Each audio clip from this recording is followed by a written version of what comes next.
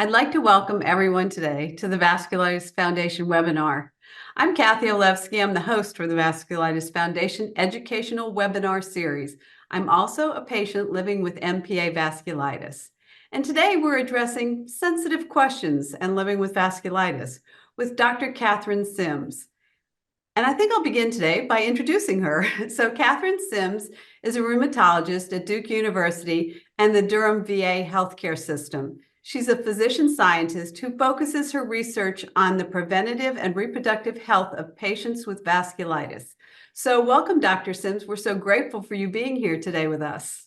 Thank you, and thank you for having me. And before we get started, if you could tell us if you have any disclosures today. I am a consultant for Amgen. Okay, thank you. Okay, we have had questions submitted by patients, and we're just going to ask you those one at a time. And we hope that this will be a helpful resource for these patients that have had questions that I guess they don't feel they can ask their own personal doctor. So I'll begin with the first one, which is, could the doctor talk about how vasculitis can impact physical and sexual intimacy, and can some of our medications interfere with intimacy? Any advice on how to deal with these issues would be helpful. Definitely. And what I would first say is that your rheumatologist, your doctors may not and likely aren't asking about sexual function or sexual intimacy. So if this is something you are comfortable talking with your doctor about, you likely will have to bring it up yourself. It's something that we have recognized in other research with things like pregnancy and breastfeeding, that some of these sensitive topics your doctor may just not naturally bring up. And whether that's right or wrong, patients often have to advocate for themselves. So if you do feel comfortable talking with your doctor about some intimacy issues or relationship issues, I'm sure that they would gladly welcome that information. The reason that I bring that up is because sometimes doctors will prescribe medications, will make diagnoses, and we're so hyper-focused on the disease itself that we are not taking into consideration the patient's lifestyle. So for example, if a patient is on an infusion medication or a pill like methotrexate, sometimes patients can be very fatigued after they take methotrexate, or they will lose their hair, which can really affect their self-esteem. And sometimes that fatigue is so profound that it may affect your relationship with other people, and that can be emotional and physical as well. So bringing up with your doctor that the medications are making you so fatigued or you're having side effects that are preventing you from performing certain tasks could give you the opportunity to switch medications. So it's certainly possible that your medications are causing you to feel so drained and so tired that maybe trying an alternative medication will give you more of that lifestyle that you are used to or that you're looking for. The other thing is having vasculitis in general. So having a chronic and complex condition takes a lot of your time and your energy and your focus. And this will impact relationships. And the way that we've observed this in research is that on one hand, you have your chronic and complex condition vasculitis, and then you have everything else that's going on in your life, and that's work, relationships. And you have so much time and energy and effort that's put into vasculitis. And that means taking your medications, going to infusions, getting labs drawn, getting images done, and then going to multiple doctor's appointments, that your ability to put energy and focus into other things in your life is a lot harder because so much of it is being taken up by a chronic condition. And so the first thing is just to acknowledge that you have different tasks in your daily life that are different from the general population, and giving yourself grace in that aspect. And then surrounding yourself with people who are going to understand some accommodations you may need in your life because of this chronic condition. And I have found that patients will bring their spouses with them to appointments. And this helps them to understand vasculitis, to understand the medications, because sometimes your partner may just see the fatigue. They may just see that you need extra sleep, or that you're having side effects to medication and you aren't able to do certain things. And sometimes it's helpful for your partner to talk with your doctor, to see you interact with your doctor, and for your doctor to explain the root cause of why you're having those feelings or having those symptoms. And so I have seen that relationships and partnerships are improved by bringing the partner to the visit, just to be able to get a better understanding of vasculitis.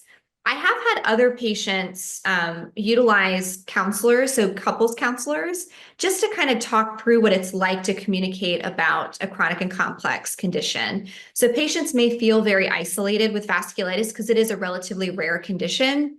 And so talking to a counselor about how to communicate with your partner about what you need and how you feel can certainly alleviate maybe some of that tension that can be created from having a chronic and complex condition. The last thing I'll say is that I've had couples who come in and the patient with vasculitis has some limitations, and so they can't participate in activities they used to. So one was hiking multiple miles a day and the other was ballroom dancing, and they both did these tasks with their partners. So as their physician, one of my goals was to get them back to doing some of those tasks, and maybe not at the level they were at before. So like the hiker, they would do multi-mile hikes. So we started off doing flat walks and then progressing up to hiking. And then the other one, the ballroom dancer, we just started off with very slow dancing and then eventually moved up to what they were doing before. And so having those small goals with your partner and showing that you're working on getting back to doing the tasks that you enjoy, which is a really big part of your relationship with them, has been a good aspect in me gauging the quality of life that patients have when they have vasculitis and they're taking all of these medications. Gosh, what great information. And I'm so happy that you do take that time with them. And I hope everybody listens that we need to bring this topic up if it's something that is important to us. And so that does a great job of answering that first question in detail. So we appreciate that.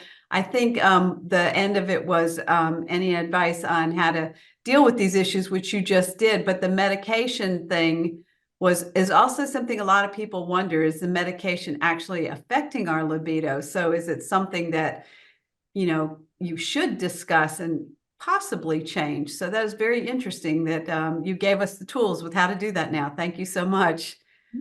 And the next one is, after I began taking prednisone, my love life with my husband bottomed out. My mood swings and especially my body image, because I gained 15 pounds, drained me of any interest with intimate or even romantic activity. Is this something that is normal when taking steroids or other medication?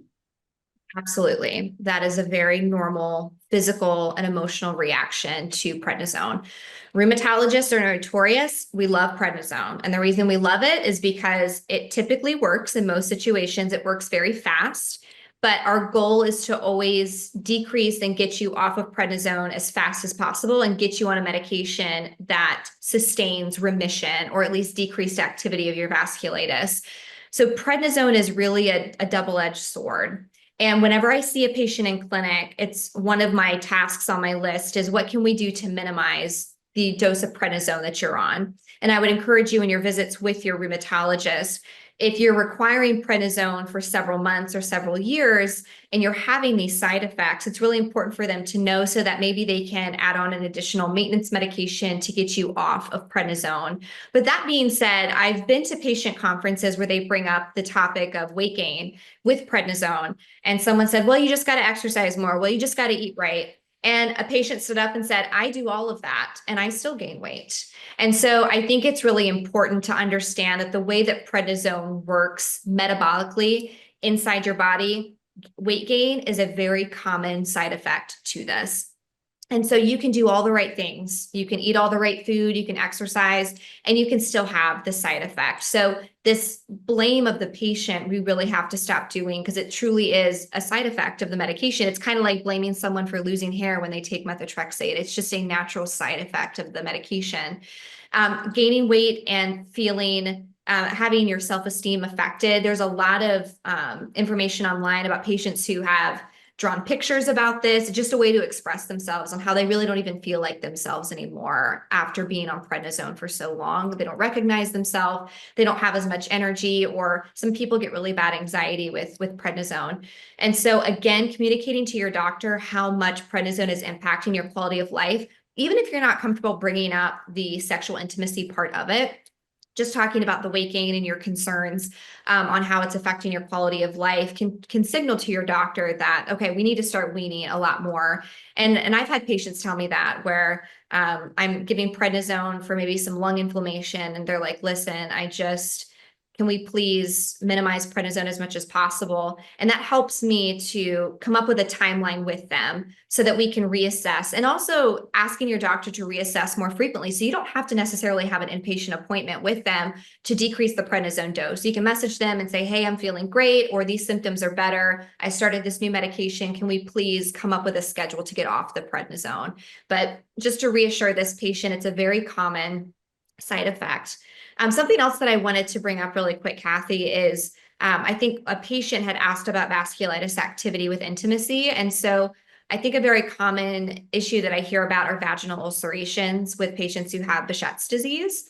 And the first thing I'll say is that sexual dysfunction in women is a topic that is not talked about frequently, specifically in women. So men with sexual dysfunction, it is a big pharmaceutical industry. So everybody knows about the history of different pills in order to help men perform sexually. But for women, there's very little research and focus on that part of a woman's life. And it can be blamed on depression or mental issues, or it can be blamed on being perimenopausal or postmenopausal. So I will say that for women, advocating for yourself a little bit more in this area may be needed with physicians because it's just not commonly talked about.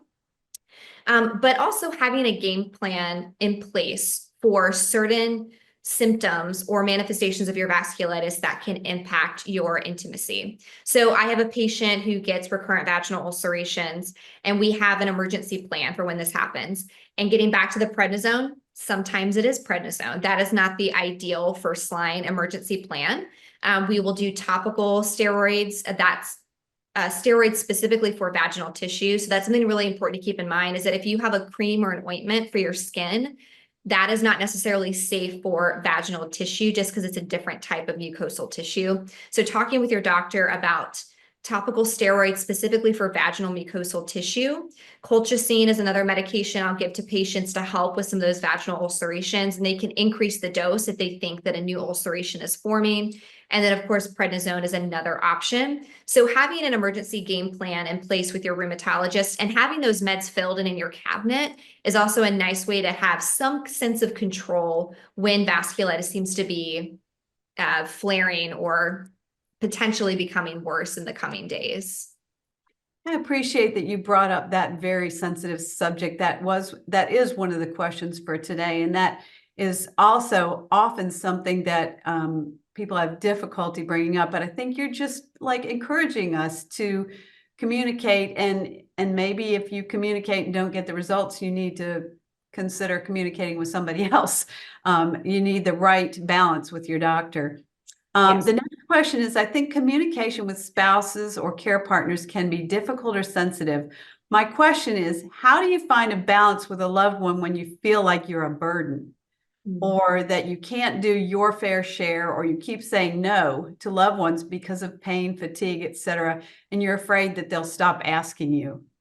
Yeah, that's a great question. We had a parenting webinar, gosh, maybe a couple months ago now, where two of our patient partners with vasculitis, who are both parents, came and spoke about what it's like to parent with vasculitis. And I feel a lot of the principles that they described in the parenting webinar are likely probably translatable to talking with your spouse about vasculitis, having a chronic condition.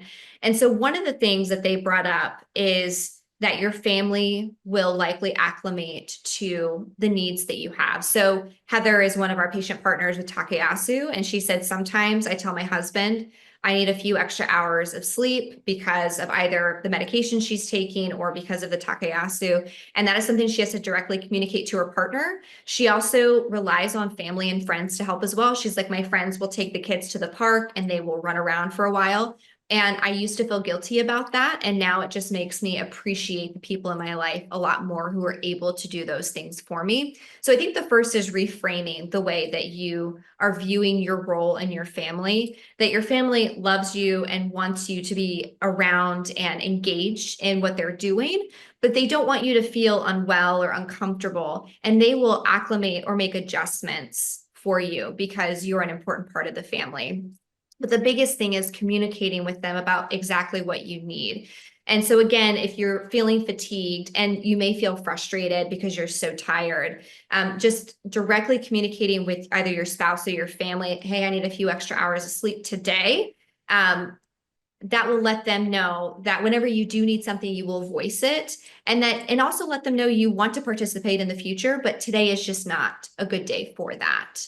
That in the future you may have more energy or more ability to interact with them or do the tasks that they're requesting that you do.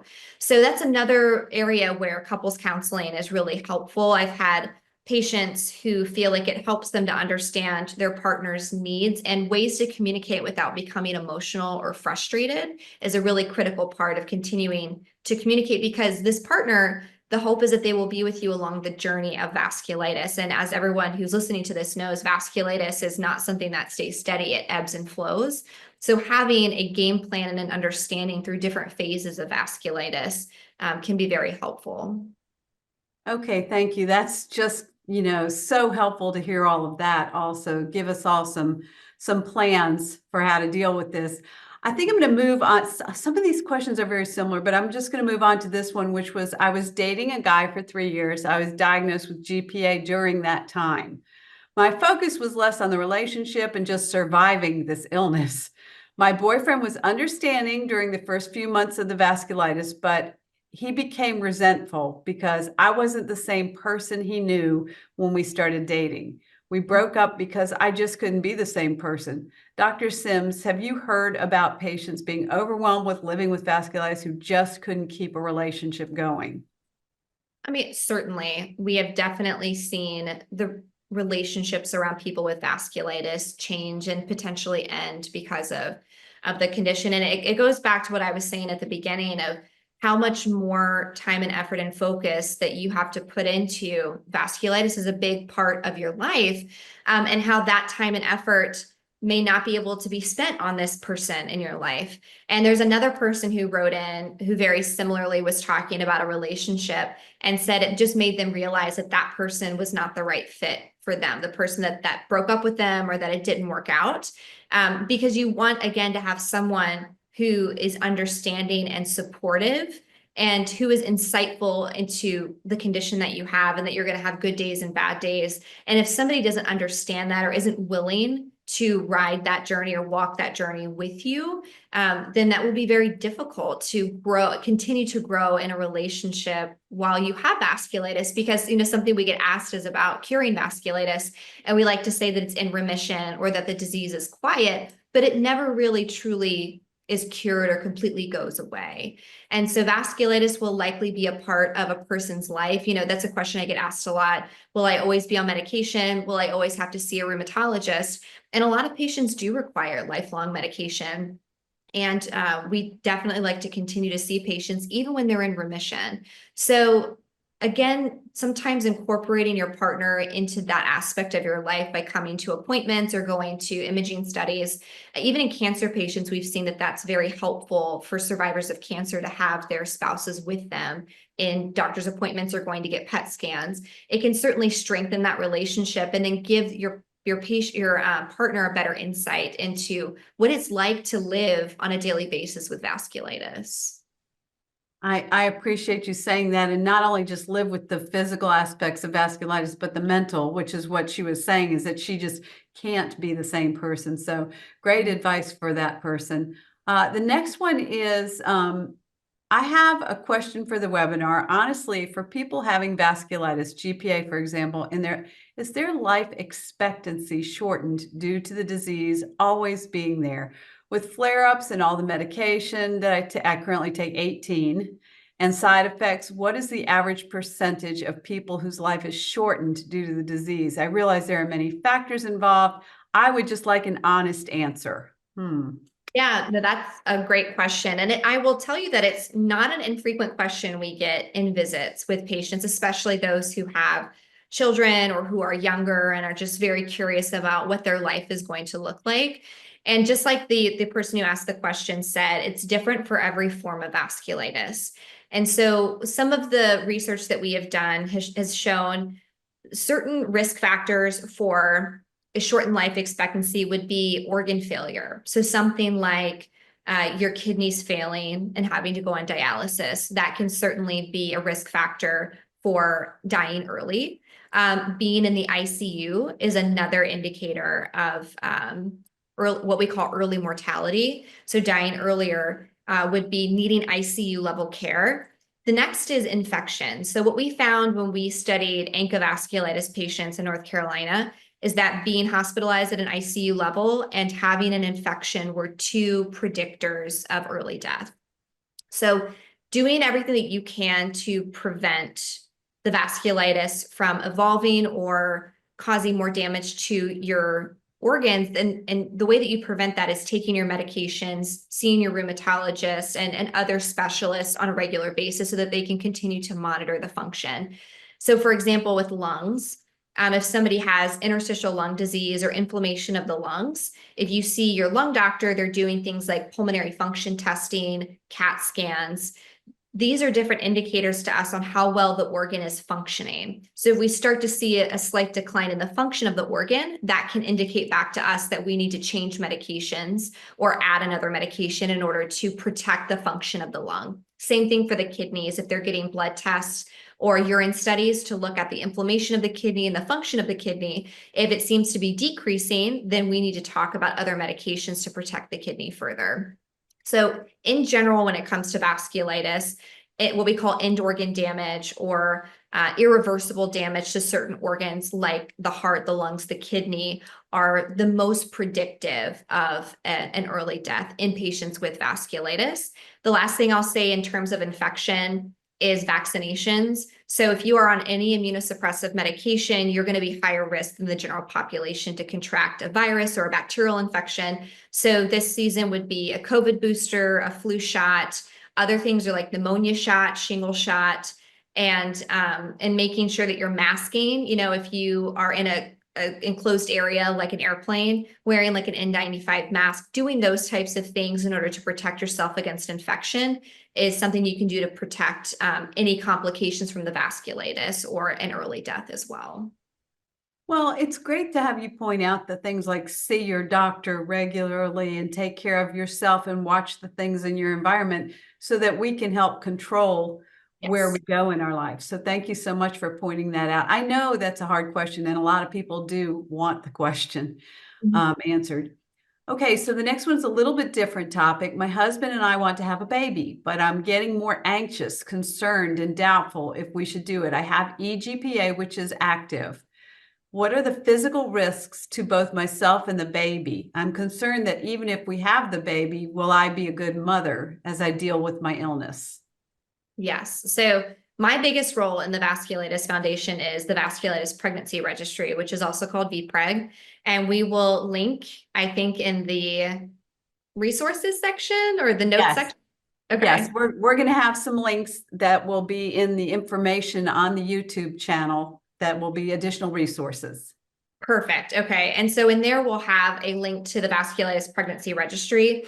So we have filmed multiple webinars on pregnancy, breastfeeding, and ways that you can have the best pregnancy outcome possible. What I will say is having active disease, so having active EGPA going into pregnancy can be a concern for pregnancy complications. So what we tell patients is the best way to have minimal pregnancy complications is to have well-controlled vasculitis, be on pregnancy and breastfeeding compatible medications, and continue to see your doctor during pregnancy, to see your rheumatologist.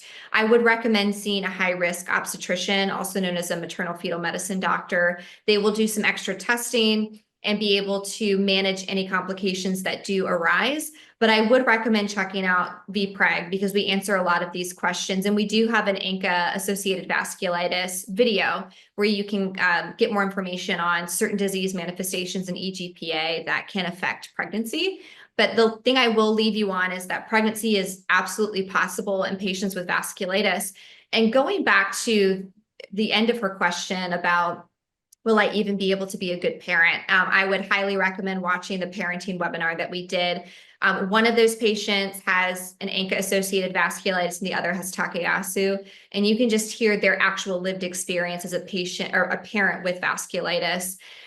It is certainly possible. And something that I do for my patients, if they happen to flare from their vasculitis after giving birth, is we have an emergency plan in place for what medications we would start that are breastfeeding compatible if they choose to breastfeed, so that they don't have to choose between controlling their vasculitis and breastfeeding or taking care of their baby. So there's a lot of different options out there.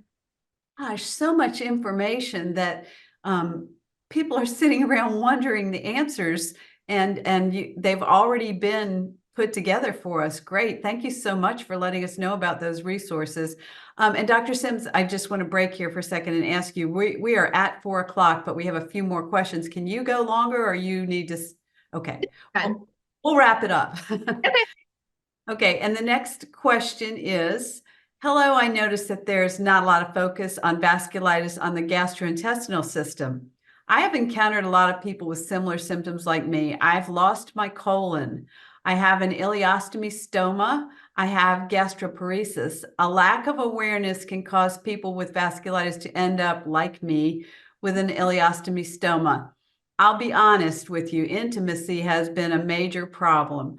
I've had it since May 2022, and my husband and I have tried twice, but we were unsuccessful. Any suggestions? And I would ask, first of all, that you help us understand what an ileostomy stoma is, so that people are aware of that also.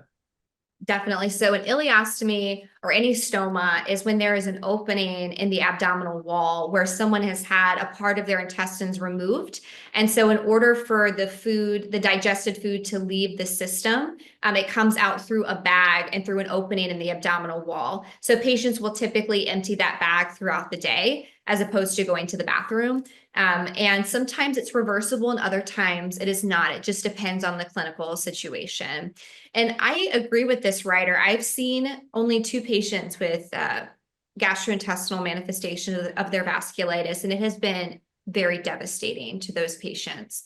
And I agree that there needs to be more education about vasculitis manifestations of the GI tract. And like this patient is saying, that it became so drastic for them that part of their bowel had to be removed, and now they have an ostomy, which is a life-changing event. And I think we also don't talk as much about medical trauma, like how traumatic it is for patients to go through an event like that, losing part of their colon and then now having an ostomy bag, which really changes a lot of your daily schedule. I have one patient who has Behçet's disease with intestinal manifestations, who also has an ostomy. And one of the things we are working on, and this goes back to quality of life, is eating out in public again. So for her and her partner, going out to eat was a big part of their relationship, and they really enjoyed. But she is very anxious about the ostomy and is worried that if she were to eat out in public, there would be a dysfunction of the ostomy. And so we haven't gotten there yet, but one of my goals for her as her physician is to get her back doing that with her husband, because they both just enjoyed eating out so much. Now, when it comes to intimacy with ostomies, this has also been raised in the inflammatory bowel disease area. So our gastrointestinal colleagues see a lot of ostomies because patients with either Crohn's disease or ulcerative colitis can sometimes have perforation, which is where the bowel breaks open and has to be removed. And then they end up getting an ostomy bag through their abdominal wall. Intimacy certainly looks different once an ostomy bag has been in place. And so this is where I think talking with either a sex therapist or a couples counselor can be really helpful in these situations, because I'm not sure that a primary care doctor or a rheumatologist would really be able to give you concrete next steps on how to address this part of your life. We have seen in the neurologic literature about patients who can no longer perform sexual functions just because of neurologic dysfunction, that there are different forms of intimacy. And so sometimes couples will explore other ways to be intimate. And that's not just physical, it can be also emotional and physical touch as well. But there are other ways to be intimate aside from just sex. And so that's something I would recommend exploring with your partner, and understanding that sex will look different after an ostomy, but it is an important part of most people's relationships. So openly talking about what you could do to remain intimate, even if it doesn't look like your relationship was prior to the ostomy, is a really critical part. Because before we were talking about how vasculitis, people are worried that it's ruining their relationship or putting tension in these relationships. So addressing some of these areas of your life that are very different following vasculitis can help you to continue to grow and understand each other in the context of vasculitis and this ostomy, which is a big change in someone's life. Well, thank you for mentioning all of that. I do personally know somebody that is a vasculitis patient that has an ostomy. She's been very forthcoming with information. We are attaching some resource links to this video on the YouTube channel. So we hope that that will help with some of these questions as well. I loved all of your solutions and suggestions, so we appreciate that. We have one question that's a little bit different from what we've been going on here. This is a male patient with testicular pain from his vasculitis. It makes intimacy almost impossible with his wife. Is this common with men who have vasculitis?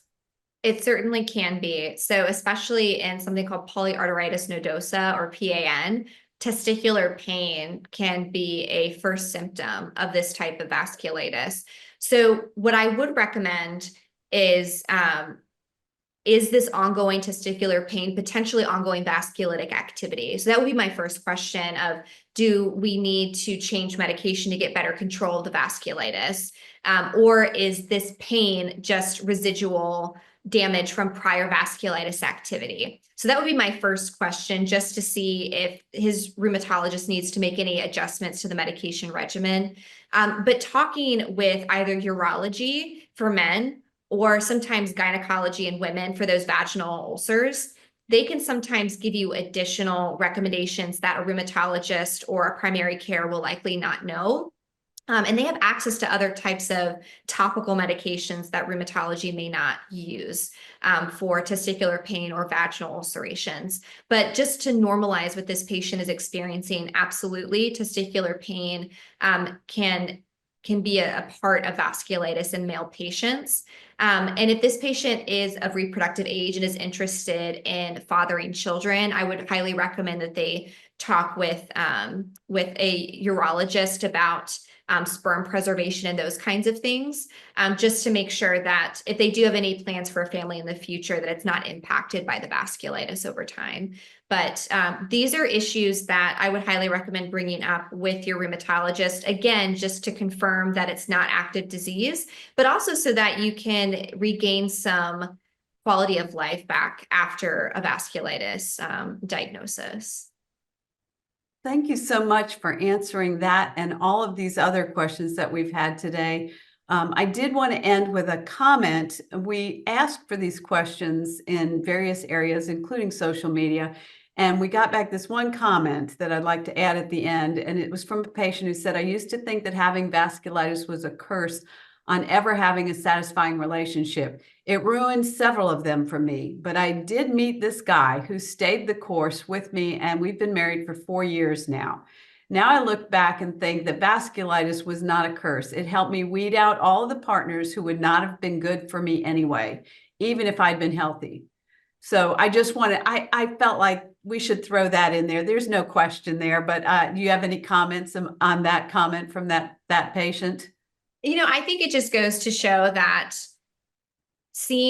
I think that the people who are going to understand you best are other vasculitis patients. And so I am a rheumatologist who treats vasculitis, but I don't know what it's like to live with vasculitis. So hearing comments like that, I think, are the most valuable for other patients who are really trying to seek and understand what it's like to be a person with vasculitis and be in a relationship. And so I think for future webinars, if we have patient partners who are comfortable enough answering these questions, it might be nice to hear from a patient directly.